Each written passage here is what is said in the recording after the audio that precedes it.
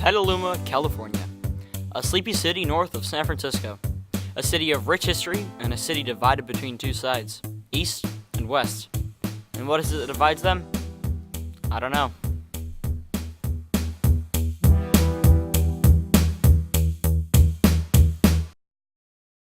My name is Benjamin Heckman. I'm a high school student and I live in Petaluma. The class divide in the city has always intrigued me. I made some phone calls and was able to set up an interview with the victim of a recent robbery in Petaluma. Nice to meet you. I'm Michaela. I am the store manager of Palm Beach Tan. It was in the middle of the day. It was at 4 p.m. I was dealing with customers. I had a customer leaving the facility and then a man walked in. I didn't think anything of it. He looked pretty normal to me. When I was done conversating with one of my customers, he came up to me behind the counter and he had a plastic bag and he pulled his gun out and pressed it to my side, and he told me to give me all the money in the register or he was going to kill me. So I just did that, and I put all the money in it and then he left.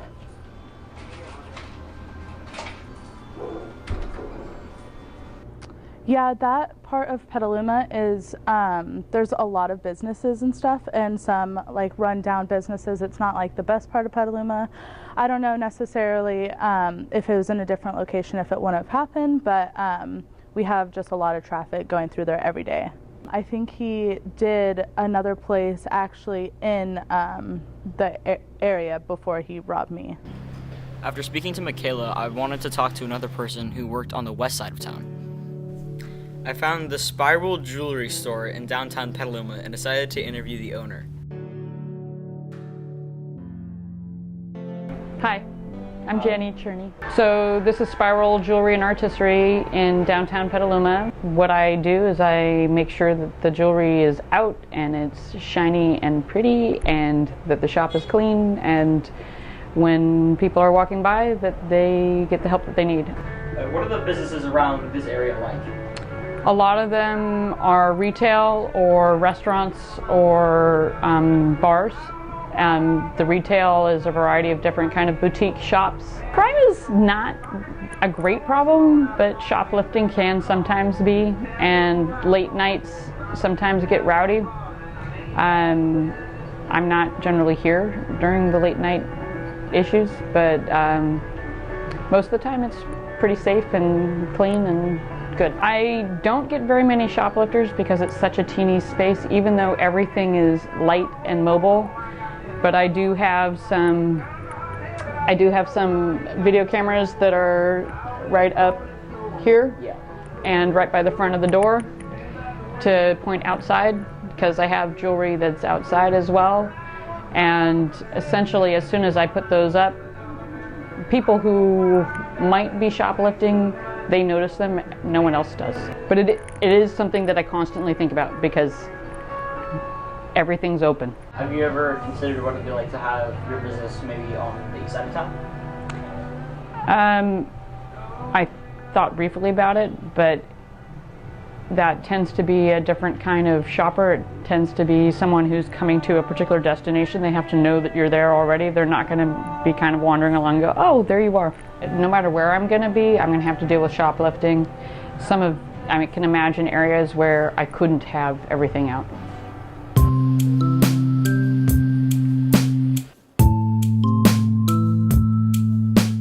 Jenny and Michaela had very different views on the city.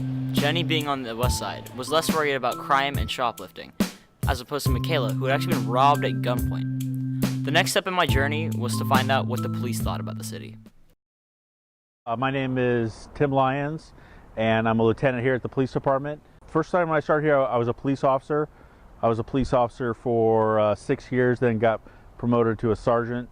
As a police officer, I was responsible for patrolling the city. The east side is more of a residential bedroom type of area. The west side is an older community. Little houses are more expensive. You have a downtown, so you have some more retail and things like that. So it's different types of crimes on the east and west. Yes. In the bedroom communities, you get more residential break-ins, burglaries, car break-ins, and things like that. On the west side of town, you may get more thefts from stores and businesses and things like that. With the downtown, you have a lot of people drinking, so there's a lot of drunk drivers downtown compared to on the east side. And you have more people that are walking around intoxicated coming from the bars. When I first started here, we didn't have the type of robberies and drug dealing that you see nowadays. Petaluma is a unique city. For a small city, we have an airport, we have a river with a marina, we have trains, we actually have a downtown. So it's kind of a unique place where maybe not for a big city, you don't have all those three things in the city. And then most of our officers live here in town, which is good, and they're part of the community, and so you kind of take ownership of your police department. So I think that makes us unique, and we have a lot of public support. Our citizens really appreciate what we do and support us here.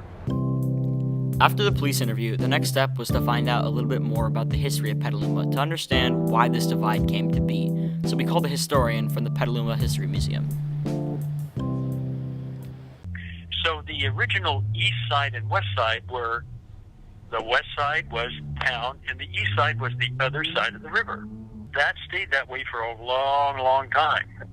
In 1954-55, they built the existing freeway crossing the river and cutting along the edge of the city and up towards Santa Rosa. Nowadays, when people say East Petaluma, they think of everything on the east side of the freeway. People, West Siders would say, oh, you know, the East Siders, they don't care about Petaluma. They're newcomers. They don't understand the history. So anyway, that's kind of a quick little history of the East Side, West Side. Throughout my journey, I've learned a lot about Petaluma. In the beginning, I thought there was a huge divide in Petaluma, created by a river, a highway, or even possibly just in people's minds. But that's not necessarily true. As I've learned from police and from business owners, no one really thinks of Petaluma as a segregated city, but they don't necessarily consider it completely combined.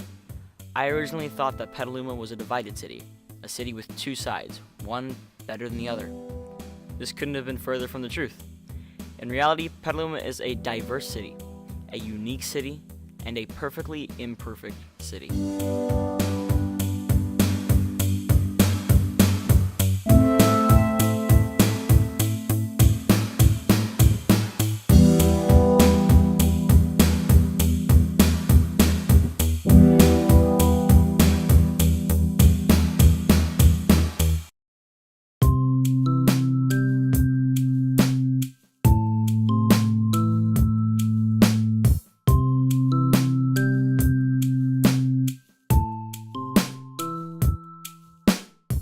Go.